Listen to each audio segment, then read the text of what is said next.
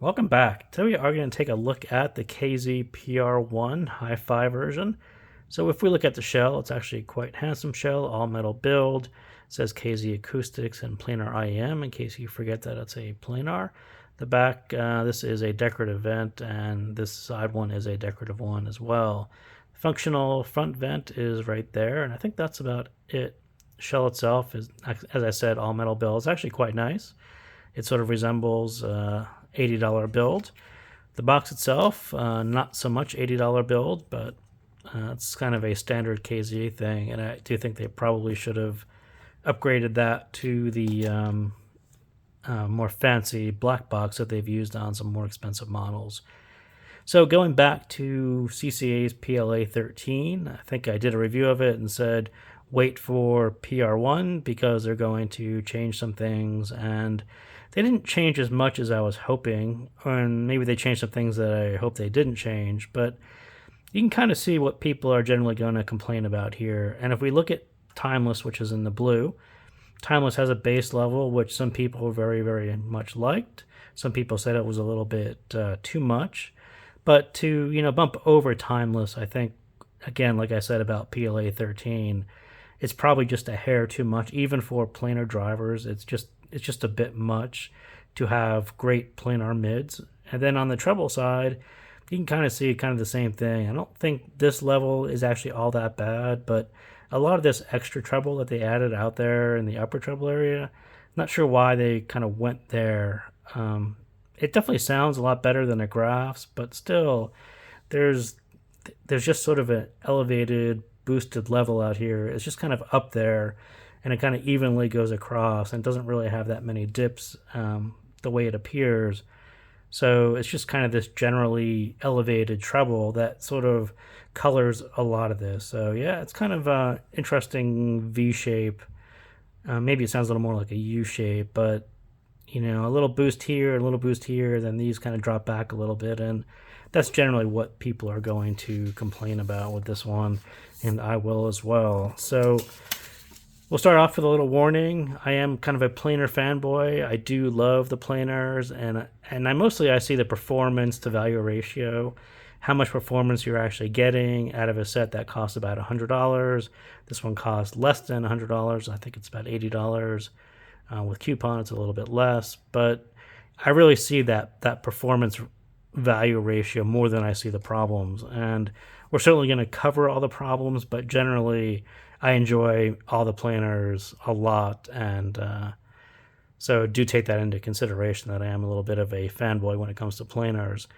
So like I said, if this is too long and don't feel like watching it, a little too much sub bass, a little bit too much treble or treble extension, depending on how you look at it. And I think that gets a little bit fatiguing, and the mids get kind of pushed back between those two. And when the mids get pushed back a little bit, it's just really harder to demonstrate the planar text that you're really expecting in a planar set, compared to the other sets like Timeless that I just showed. That is very clear. It puts its technical capabilities kind of right out there, very present, nothing really hiding in any recessed mids on Timeless.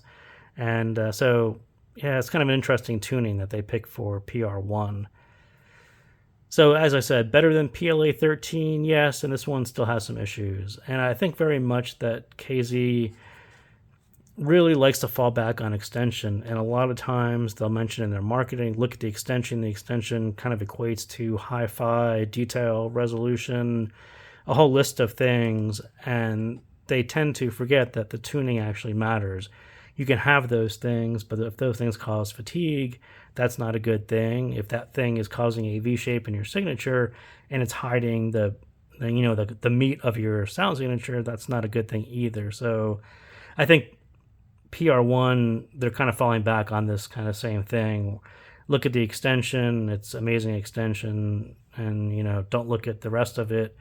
But I do think they'll get around to finally acknowledging that tuning matters, and they did with their single dynamic drivers. They're a little bit stubborn on their marketing messages occasionally. So easy to drive, yes, I think this one is easy to drive, but I still don't like it with dongles. I'm a very much a stage fanboy as well, and things that affect stage, I tend to not like them, and dongles tend to, especially the underpowered ones, it sounds a little smaller and flatter, so I couldn't really get behind using it with a dongle, but you are certainly welcome to give that a shot, and it'll probably sound fine to you. So sound-wise, I'll call it kind of a bassy UV shape. It's looks like a V shape, sounds more like a U shape because the mid bass actually drops down pretty fast. There's not a whole lot of bump here at all, so you get lots of sub bass. This drops off pretty fast. There's not a lot of mid bass to cloud anything up, so it sounds a little bit more like a U shape, but kind of looks more like a V shape, so I'll call it a UV, and like I said, that big extension. So for the sound descriptions, we'll kind of go through hits and misses, and the hits generally are things that I sort of liked in isolation, just listening to PR1 with my playlist, things that I liked.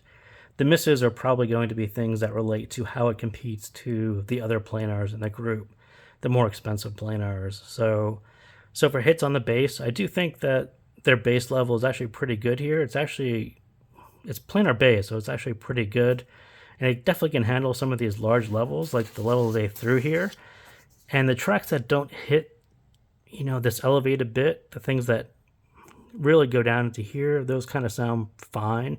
You just get a really nice bassy sound, as opposed to this, which is just a little bit more distracting. So tracks without sub bass, I think they do sound like it's a really fun quantity and quality of bass. There's actually kind of nice texture there. It doesn't sound very one note, or it sounds, it's that planar bass which sort of sounds between BA and dynamic driver. You don't have that tactility of a dynamic driver. It doesn't hit as hard as a dynamic driver, but it still doesn't sound as one note as some BA bass driver. So it's sort of in between, and I think they kind of nail that level is kind of okay. You get that speedy decay on the planar bass, and all that comes through on PR1, even though the level is a little bit larger. But I think on the miss, when you compare it to the other sets, I think it does have too much sub bass, and it will sound a little bit too V-shaped, and it definitely rises above the mids, and it's distracting to me. There are some tracks that just start out with drums, and it just got sort of, Bird on the Wire by Jennifer Warnes was one of them. The drums just kind of step out of place, and that's all there is to it. It's just a bit distracting. It's not horribly bad, but distracting is what I would call it, and things that you don't find on the other planar sets. So the mid bass does drop off fast, and I think that doesn't really give a whole lot of warmth to the mids. They're kind of barely warm, and I think it would have been better with just a meteor mid bass bump on this signature, because the treble level is actually a little bit elevated, and you get that planar sheen from the treble. I think the whole thing would have just been a little bit more natural sounding, with just a little bit meatier mid bass right there to counter that treble, and just to give it a little more body with the vocals, because planars tend to be a little less bodied or a little more shallow, and I think this one kind of falls right in that range. So talking about the mids, I think the hits, I think this one does resemble planar mids. It's sort of hard to mistake that it doesn't sound like the planars, and there are times where it sounds planar natural. It's that natural sounding vocal, but has a planar sheen to it. I think this one kind of nails that planar sheen pretty well because of that treble level. And it doesn't really have too much upper mid coloring, and I think this kind of hits right about 10 dB. I think they actually got that level pretty right. I think they didn't need to go any higher. They probably could have gone lower where Timeless is, and that would have been perfect as well, but just at 10 dB, I think they kind of picked a level that actually works for this signature. And I think at some moments this one definitely sounds like other planars. It's definitely in the ballpark, and I said the same thing about PLA13. When you kind of peeled away the PLA13 bass and listened to what the mids were doing and the detail and the resolution, and all that kind of put it right in the ballpark of the other planars. So I think this one is very much the same. That upper mid, just enough energy, nothing too crazy, just enough to give the female vocals kind of a nice energy, but not to have such a focus that really ruined the rest of the treble. So the whole thing flows actually pretty nicely from lower treble, from upper mids into the treble. I think all that was done pretty well. The mid bass drop off, like I said, I think it keeps the mids cleaner, but probably a little less meatier. So on the misses, I think it still sounds a little bit too recessed for for a planar, and people are really buying planars for those mids, those really fantastic mids. It's nice to have techs and nice treble. The treble has that planar sheen to it, but as far as those clean, clear, sharp, fast, detail, texture, all those things that you get on planar mids, having them recessed doesn't really do you any favors. And I think this V-shaped signature is just a little bit too big, especially when there's sub bass on the track and there was a pretty good bit of treble. The whole thing just kind of falls a little bit too far back, and it's really hard to get those detailed vocals on this set on certain tracks. And I think the two just rise above and compete with the mids for attention, and that's not necessarily what you want in an $80 set, $80 planar set. So I think on the mid side, I would say it's not quite in the ballpark, but the signature and the tuning kind of put it out in the parking lot. It's just a little bit farther from where it really should be. And again, it's the tuning matters. A lot of this isn't the driver. It's not like this driver isn't capable of doing very detailed mids, fast mids, sharp, nice trenches. It can do all those things, but when you wrap it in a tuning that doesn't show off those things, it becomes really hard to compete against the other planars. And they're really going to have to wrap their head around this. Tuning matters a lot when you're talking about planar, and it's not enough to put a 13 millimeter planar driver, symmetric magnets, micron, diaphragm, all those things that they talk about spec-wise that they hit in the driver. Still got to do the tuning. It doesn't count if you just put it in the shell and ship it. So treble, the hits, I think it sounds better than a grass. Like I said, it's not too peaky, it's not harsh. It just kind of sounds slightly boosted evenly throughout the extension. This whole thing, to me, it just kind of sounds like it's kind of linearly but boosted just a little bit, and you get a really heavy treble presence without it being super bright or peaky in any one particular area. It's just like this whole thing is shifted up kind of the way it looks. So a bit more mid bass, I think, would have tempered that a little bit of brightness by that the treble adds to it. I think just a little bit more meaty, a little bit something down there in the back end, the way other budget sets tend to add a heavy mid-bass bump when they raise pin gain. I think this one probably could have benefited from just a little bit more mid-bass and do that trade-off of make it just a little meatier, a little more body, and have that balance out some of the treble. And I think that may have actually sounded a little bit better, but I don't know. You have to try it, and I did try it with EQ, and I think that would have actually worked a little bit better. So layering, separation, and dynamics, all these things are good. They're all those kind of planar things, especially at lower volume.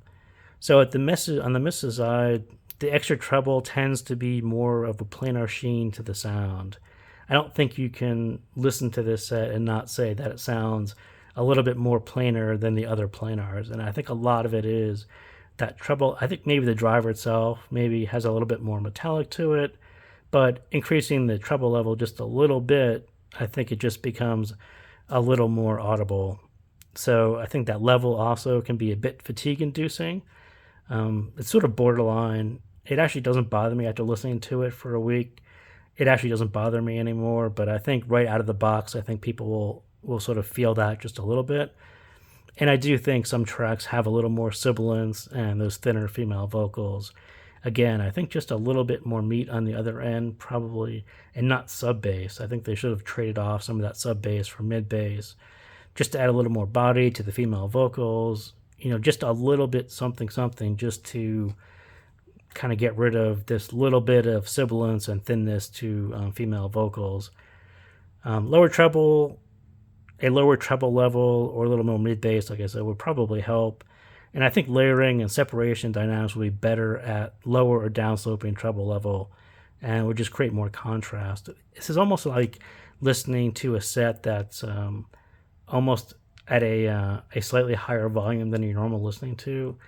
There's something kind of odd about it, and this treble level is just persistently a little brighter, and it tends to cut down on the dynamics because everything sounds just a little bit too high and you're not hearing the full range. It's kind of a hard thing to listen to, and actually watched and read a couple reviews of how people are describing the treble, and I don't know if anyone's ever going to nail what it really sounds like, but to me, it just sounds like you're listening to a set that's at slightly higher volume, and sometimes I turn it down, sometimes I just kind of deal with it, but yeah, I think just in general, just lowering that level just a little bit, adding a little more downslope to it so it sounds a little more traditional, would give you a little more contrast and separation and layering among the instruments the way normal IEMs do it. And having this kind of linear straight bump is just something a little odd that you don't hear all that often. So stage wise, I do think out of the box with a bit of power, it has really nice width and really nice height. I think depth is actually pretty okay for a planar. That's usually their hard part, and I think this one kind of the same thing. It's actually not bad at all, especially with a nice DAC amp. You actually get quite a bit of height. And anytime I was trying to EQ it and it would mess with the height, I would kind of stop doing that because the height is actually pretty good out of the box. And anytime you mess with it, it really starts to affect a lot of the technicalities and how you hear the layering and the separation. So I did EQ it quite a bit and then kind of kept on backing out of it because I didn't like how it was affecting that height. So definitely open tips. I was using really open tips with this one, and just watch out that you're not adding to any more treble level or sibilance, which is what you might actually experience with bigger open tips. So that is what I got on PR1. So not quite as big of a change from PLA13 as I was hoping. At least it is a change in the right direction. I think KZ has to kind of wrap their head around this. Tuning matters more than they think it matters, and it's not enough to put the driver in the shell. So hopefully they'll get around to that on the next version. So again, thank you guys for tuning in, and we'll see you next time.